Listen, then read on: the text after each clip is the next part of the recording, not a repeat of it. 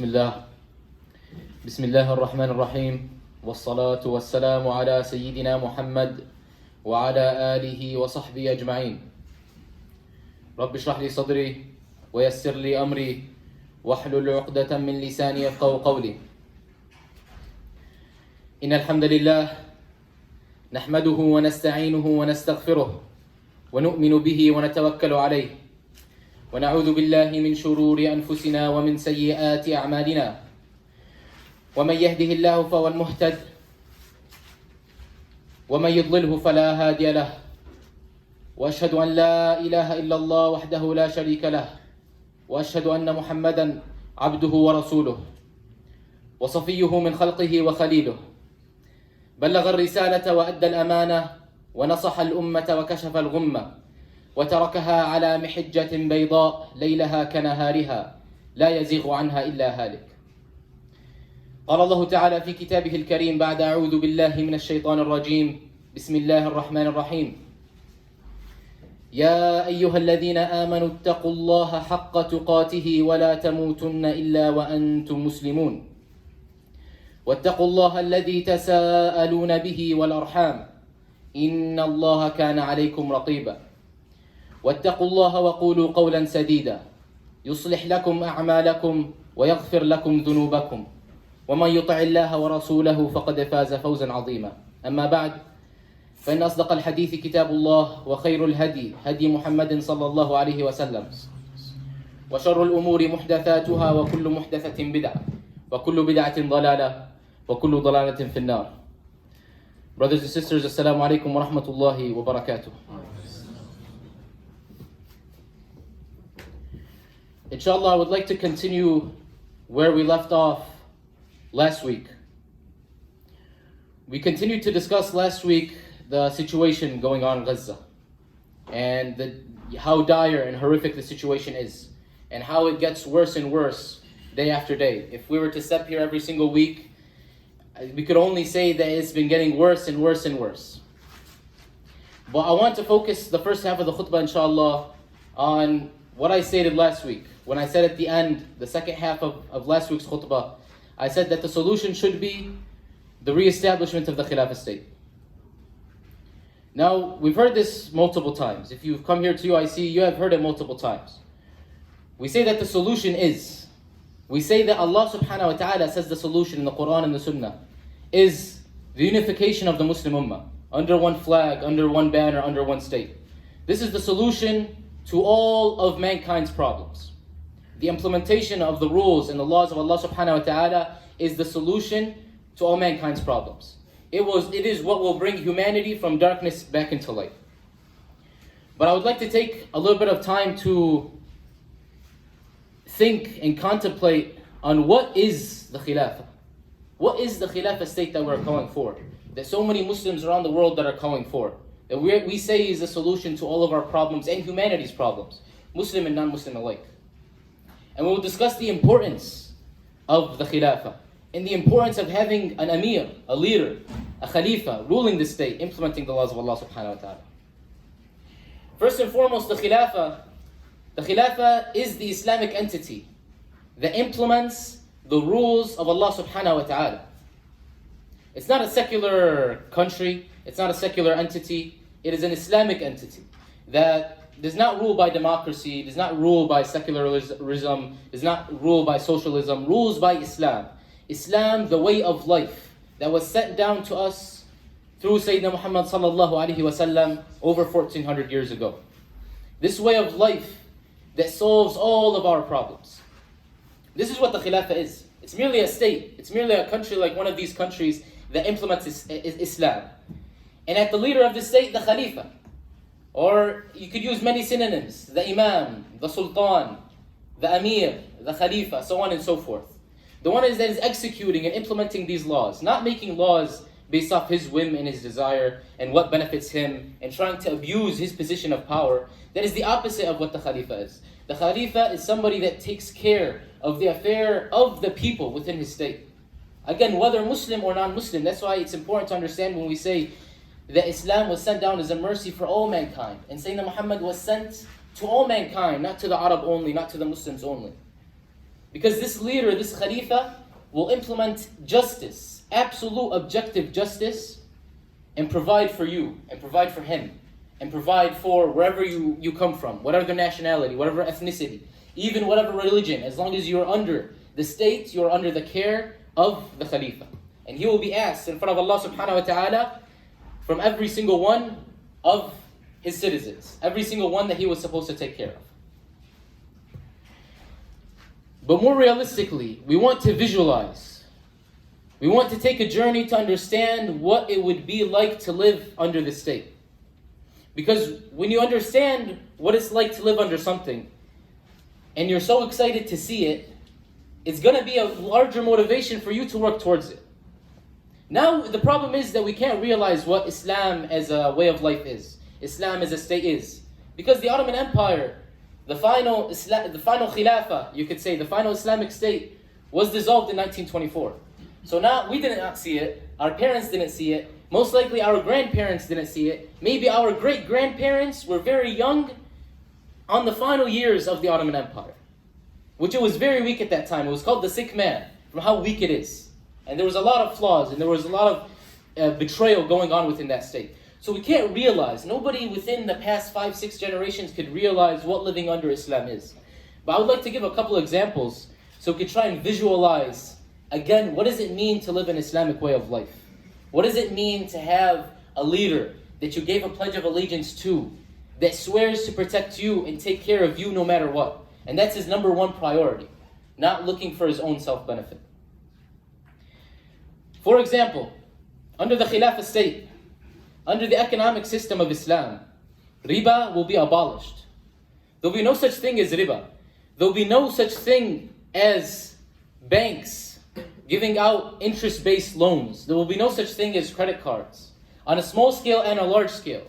There will be no such thing as a country taking a $2 billion loan from the IMF that is filled with interest and trying to give it to its people through more interest-based loans, through mortgages, through credit cards, through student loans, so on and so forth. This will be abolished.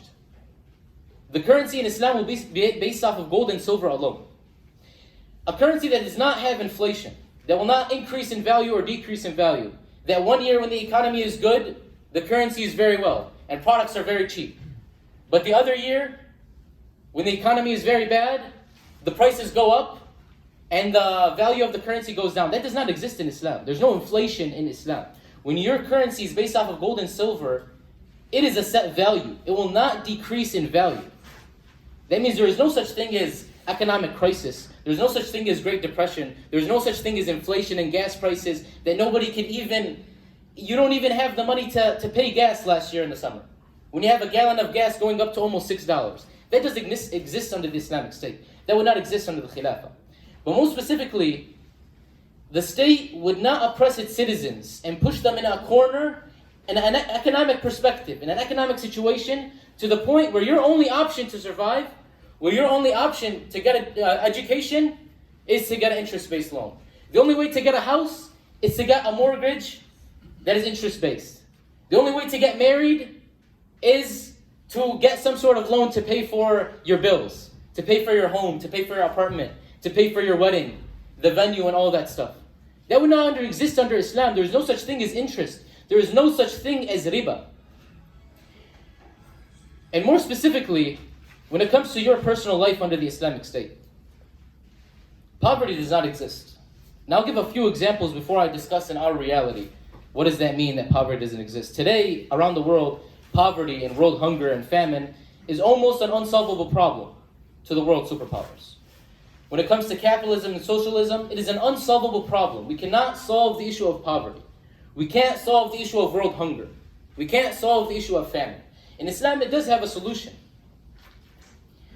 Because Allah subhanahu wa ta'ala and Sayyidina Muhammad sallallahu alayhi wa sallam, they command us to properly distribute resources to people. Not just properly distribute, but make these resources accessible to every single person within the state. There's no such thing that there is a small minority, that there is bad neighborhoods within a large city or within a large state that do not have access to resources. They don't have access to education. They don't have access to government help and government support, that are out on the street, that are homeless, that can't even provide for their basic human needs, food, water, shelter. That does not exist. Because under the Islamic State, it does not treat the society as just a bunch of individuals. And there's resources and products available for these individuals, and whoever can get his hand on it first wins.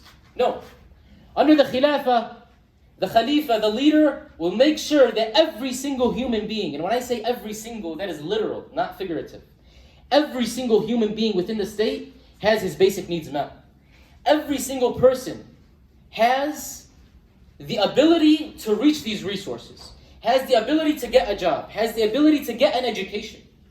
And under the Khilafah, education is for free. There's no such thing as paying $250,000 to receive an education, to go and get a job, to pay off that debt for the rest of your life. Or to go to medical school for another 4 years, and for the next 15, 20 years, you're just paying off the debt of the education that I received. That does not exist in Islam.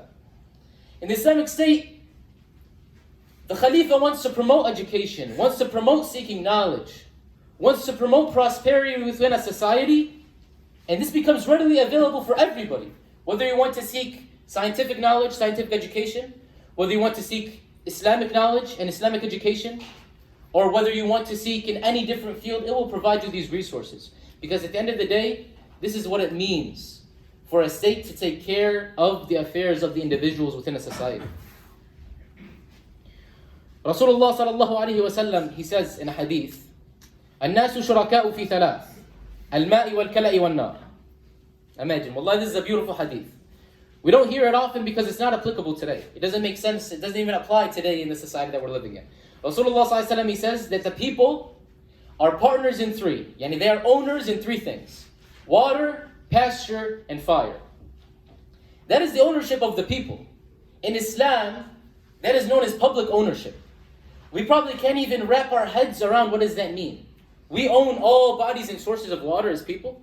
The state doesn't own that. The government doesn't own that.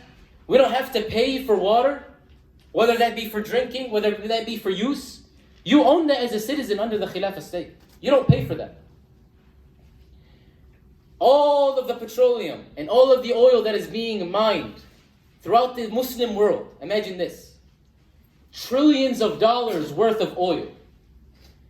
You could say almost 500 million barrels of oil produced on a daily basis. Who is the owner of all that oil? You are the owner of that oil. You're the owner of that petroleum that's being mined out of the ground. Not Al Saud, not OPEC, not any other privately owned company. You are the owner, whether man or woman, whether child or adult. You are the owner of those natural resources. That means in the Khilafah state, it is not allowed for any privately owned company to come and say, I want to mine oil out of the ground and I'm going to privately sell it. That's not your ownership. That's the ownership of the people. You will be punished for that. To get a more realization of how this public ownership feels, you will receive a part payment in all of the oil that is sold around the world from the Muslim worlds.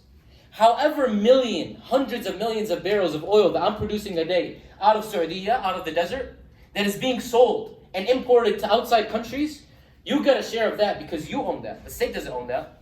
The state can't take it and put it in its own pockets, or use it for its royal family, or abuse it for its own power. That is your right that is your right that you own. That's your ownership.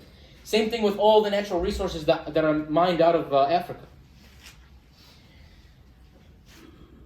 And even more when it comes from a social perspective, maybe we're able to see it better. The social system under the Khilafah state. How would my social life be under an Islamic state? Under a Khalifa that is taking care of the Muslims, taking care of the affairs of the people within that state.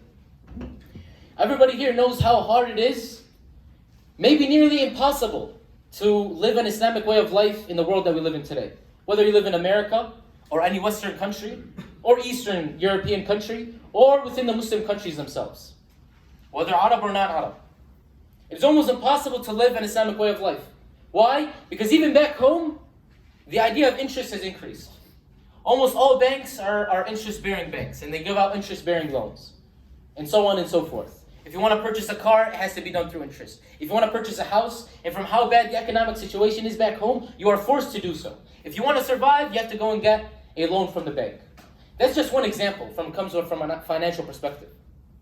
When it comes from a social perspective, when a young Muslim man or woman wants to keep sacred their dignity and their honor and stay away from zina, how readily available is it here? How readily available is it for you to indulge in one of the biggest sins in Islam? How easy it is to go and be abandoned and secluded from a group of people that you know in this country and commit zina with another woman or a woman with another man. How easy is that? It's so readily accessible, and not only accessible, it is encouraged in this country. In Islam, there is no such thing as I dress however I want and I do whatever I want out in public. That is not allowed. In Islam, you dress modestly. In Islam, you dress with honor and pride and dignity, because that is how you preserve a society. Again, Islam does not look at the society as just a bunch of individuals. It looks at a society collectively and how to preserve this society. It is not allowed to walk around the streets and dress whatever you want and speak however you want. Within educational institutions and within work institutions, there will be separation between genders to minimize the interaction, to minimize what could possibly trigger me or lead me to commit zina, or lead me for my eye to fall and gaze on a woman, or for a woman's eye to fall and gaze on a man. That is how Islam preserves a society. That is how easy it makes it for you, a Muslim, an individual, to practice Islam and live an Islamic way of life. It preserves your honor, preserves your dignity. It gives you the resources to go out and seek, to provide. And more from a social perspective. Under the Khilafah state, if you don't have a job or you cannot provide for your family, you go and knock on the door of Bayt Man al-Muslimin. You just knock on the door and you tell them, I don't have a job. I don't have money. I don't have to sit in a super long... Brothers, please move up. Jazakumullah khair. I don't have to sit for 3 weeks going from window to window at some health welfare institution or a government institution, making me sign papers and going back and forth, running around for a job, running around for a food stamp card that doesn't even pay for anything, running around to try and provide for my kids, or to pay a medical bill that I don't even have the capability of paying. In Islam, under the Khilafah state, Bayt Man al-Muslimin, the treasury house of the Muslims, you go knock on their door and you tell them, I don't have money to provide for my family. And they will give you. I don't have resources or the resources to access a job or gain a job to take care of my children. I cannot pay the medical bills of my children. And by the way, I forgot to mention, there are no medical bills under the Khilafah state. Healthcare is for free.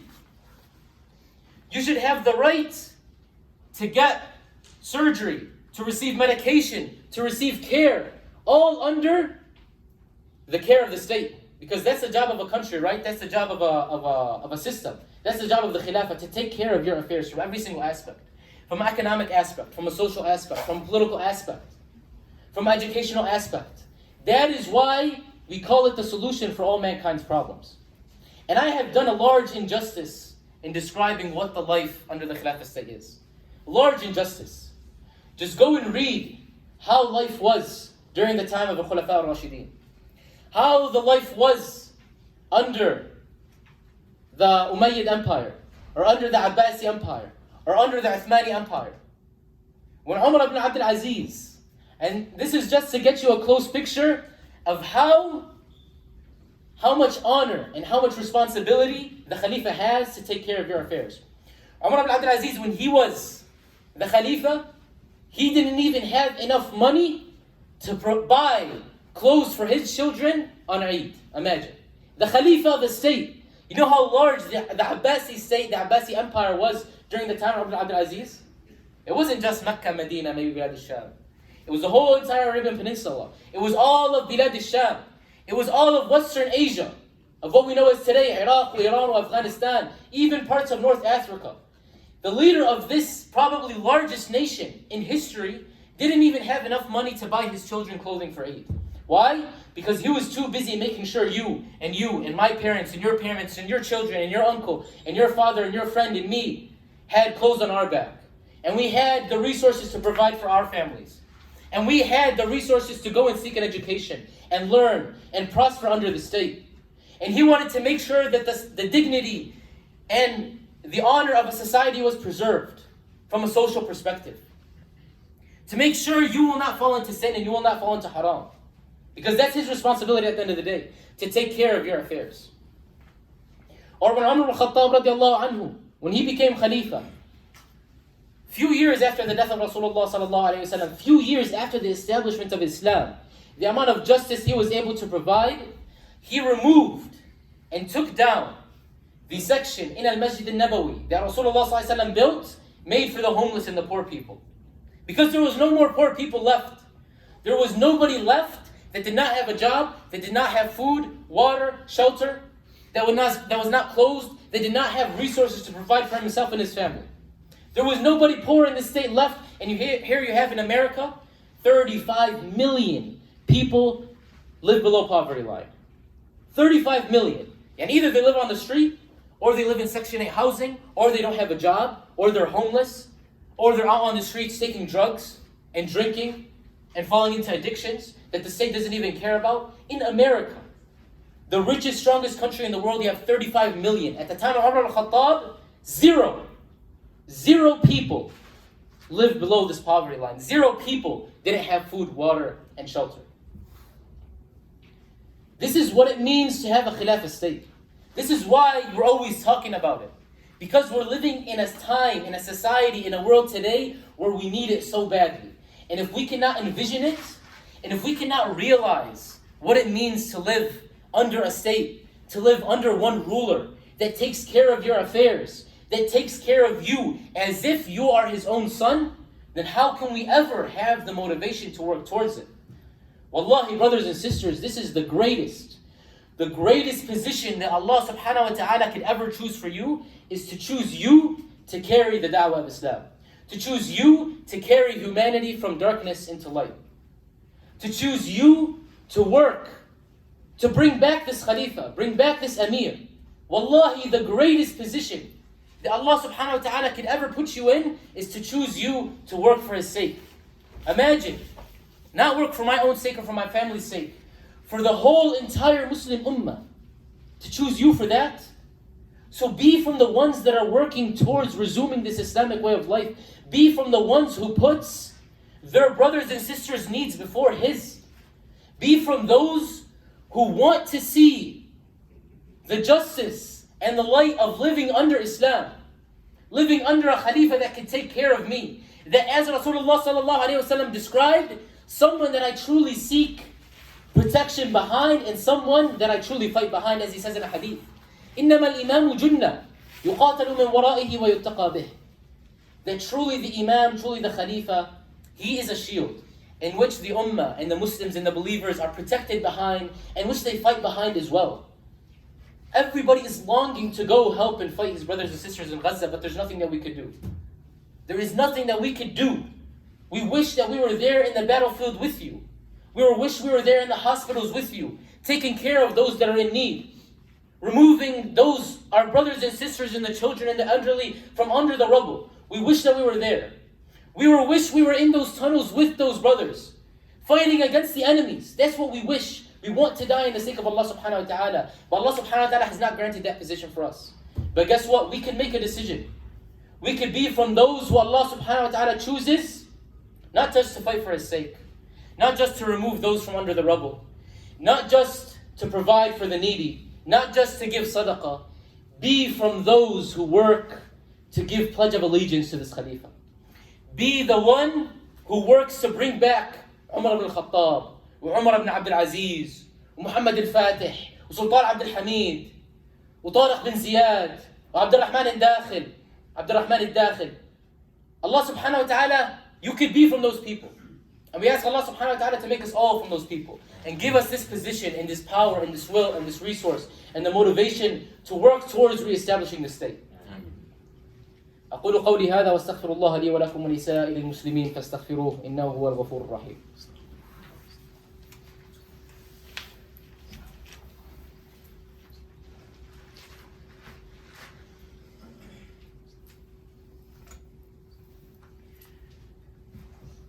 بسم الله الرحمن الرحيم والصلاة والسلام على أشرف الخلق والمرسلين سيدنا محمد وعلى آله وصحبه أجمعين. I'd like to end off with one final note. This is most likely the last time I will ever step up here and give a khutbah to you guys. It's been a long 2.5 years, and I hope and I pray to Allah subhanahu wa ta'ala that He accepted every single minute that I stood up here calling for Islam, calling the Muslims to fear Allah subhanahu wa ta'ala, to work in His sake, calling us to the greatest obligation that we could ever work towards. As Shaykh al-Islam ibn Taymiyyah says, rahimahullah, he says that the position, the greatest Islamic position within the deen of Islam is the Khilafah. Because with the Khilafah, you could implement every single rule of Allah subhanahu wa ta'ala. You could complete every single fard and obligation that Allah subhanahu wa ta'ala has implemented upon you. And as Allah subhanahu wa ta'ala says in Surah Al-Dhariyat, وَمَا خَلَقْتُ الْجِنَّ وَالْإِنسَ إِلَّا لِيَعْبُدُونَ. Allah subhanahu wa ta'ala has only created us to worship Him.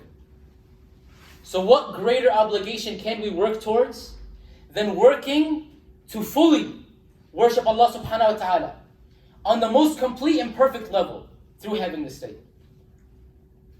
And I want to leave you all off, as this perhaps being the last time I see many of you, and the last time I have the ability and the platform to talk and call for Islam, call for the revival of Islam, call for the revival of the believers. I want to leave you with the hadith that Rasulullah sallallahu alayhi wa sallam said.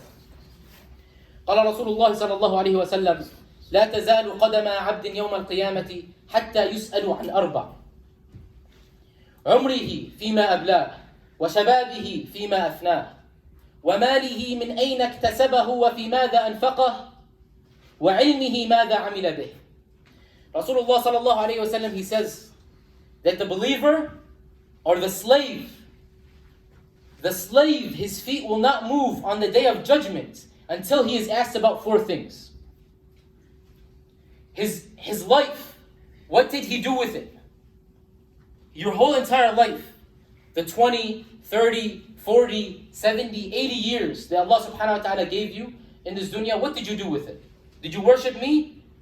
Or did you fall into sin? Did you disobey me? Did you follow your own desires? Number 2, he will be asked about his youth. What did he invest his youth in? Imagine, we're all shabab here. Every single one. We're all young. We all have the time. We all have the power. We all have the motivation and the resources. Allah will ask us during this time, when you had this ability, what did you invest it in? Did I just invest it in seeking for material in this dunya? Did I just invest it in seeking happiness and pleasure in this dunya? Did I only investing it in disobeying Allah subhanahu wa ta'ala? Or what did I invest it in? Did I invest it in seeking the pleasure of Allah subhanahu wa ta'ala above the pleasure of everything else? Did I invest it in working for the reestablishment of His deen? The greatest position that anybody could ever ask for? What did I invest my youth in? Number 3, He will ask you, and your feet will not move until you're asked about these 4. Your money, your wealth, where did you acquire it from? And what did you spend it in? It's not worth it to go and acquire your wealth in a haram manner and say, maybe in the future, when I'm a little stable and I have control in my life, I'll leave that haram and I'll go to a halal source of income. You don't know how long you're going to live here. It might be tonight, it might be tomorrow, but it might be next week, and it might be when you're 100 years old. But Allah subhanahu wa ta'ala will ask you, why did you acquire your wealth in that manner? Why did you seek a way to disobey me just to go and acquire a material matter within this dunya? This does not even matter. And Allah subhanahu wa ta'ala will not ask you where did you acquire it from, but where did you spend it in? Did I just spend it on myself, and my family, and those of my friends, those who I like? Or did I spend it in the sake of Allah subhanahu wa ta'ala? How many times has Allah subhanahu wa ta'ala stated in the Quran, those who feed the hungry, those who help the needy? Where did you spend your money and your wealth that you have made? And finally, number 4, Allah subhanahu wa ta'ala will ask you about the knowledge that you have gained. What did you do with that knowledge? And we all know the famous story of the tribe that was going to get demolished, and that Malaika asked Allah subhanahu wa ta'ala, who should we start with? They said, that old man with the most knowledge. They were surprised, the man with the most knowledge that stayed away from disobeying you? He said, yes, because he kept his knowledge to himself. He did not try to benefit any others with his knowledge. Brothers and sisters, knowledge is not just to be stored here in a file case in our brain where it will collect dust and we will never use it again. We don't read the Quran for the sake of reading the Quran or from how beautiful it sounds only. We read the Quran and we read the life of Rasulullah sallallahu alaihi wasallam and we read the Sunnah in order to act upon it. And if you are just collecting knowledge and putting it up here and not working with it, believe me, it is better not to acquire that knowledge than to just acquire it and put it in your head. Because knowledge with action is nothing. It is worthless. Who are you going to benefit? You will neither benefit yourself or the ummah or others. And I will leave you with that. And inshallah, something within these past 2.5 years has resonated with some of you. Whoever has entered this semester or past semesters. Wallahi, take it from me. Carrying the message of Allah subhanahu wa ta'ala, being a messenger just like the Sahaba, just like those who endured pain and suffrage with Rasulullah sallallahu alaihi wasallam, being from those, wallahi, it is the greatest position. When you stand in front of Allah subhanahu wa ta'ala, you will have something to offer. So don't be from those who regret in the future. Wallahi, work for His sake. Seek knowledge in Islam. Try to benefit the ummah. Don't be so individualistic. Don't try to look for material wealth and money. Wallahi, only look for the pleasure of Allah subhanahu wa ta'ala and not the pleasure of anybody else. قال الله تعالى في كتابه الكريم بعد أعوذ بالله من الشيطان الرجيم بسم الله الرحمن الرحيم إن الله وملائكته يصلون على النبي يا أيها الذين آمنوا صلوا عليه وسلموا تسليما اللهم صل وسلم وبارك على سيدنا محمد وعلى آله وصحبه أجمعين ومن اتبعهم بإحسان إلى يوم الدين يا رب العالمين اللهم انصر الإسلام والمسلمين اللهم انصر الإسلام والمسلمين اللهم انصر من نصر دين محمد صلى الله عليه وسلم واجعلنا منهم واخذل من خذل دين محمد صلى الله عليه وسلم ولا تجعلنا منهم اللهم أرنا الحق حقا وارزقنا اتباعه وأرنا الباطل باطلا وارزقنا اجتنابه اللهم نور قلوبنا بنور الإيمان اللهم اغفر للمسلمين والمسلمات الأحياء منهم والأموات اللهم لا تدع لنا في هذا اليوم المبارك ذنبا إلا غفرته ولا هما إلا فرجته ولا دينا إلا قضيته